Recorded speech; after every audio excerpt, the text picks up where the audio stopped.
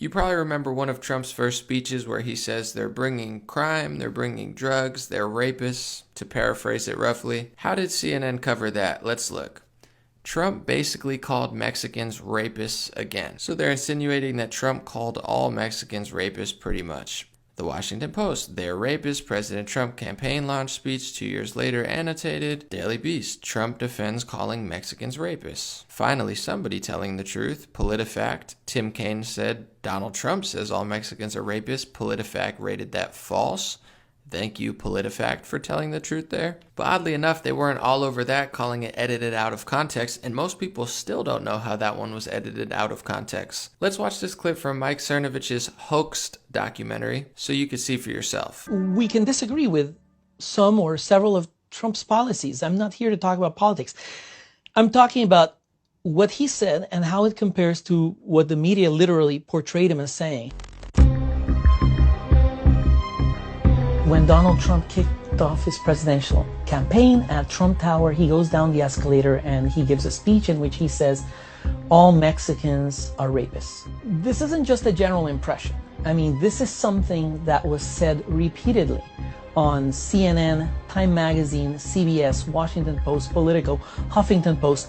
Repeatedly, time and again, we find them literally saying that Donald Trump said Mexican immigrants are rapists. A horrifyingly disturbing and grotesque thing to say. If Donald Trump said that, then absolutely he should drop out. The fact, of course, is that's not quite what he says. What he says is, when Mexico sends people, they're not sending their best. They're sending people that have lots of problems. They're bringing drugs, they're bringing crime, they're rapists. And some, I assume, are good people. And what he did say, was graceless. It was inappropriate. But gosh, he didn't say that all Mexicans are rapists. That's just not what he said. He's complaining that somehow he thinks the Mexican government is sending people that have lots of problems. But the media fixated on 2 or 3 words, they're rapists, and decided that the noun there must be the worst possible interpretation, meaning all Mexicans.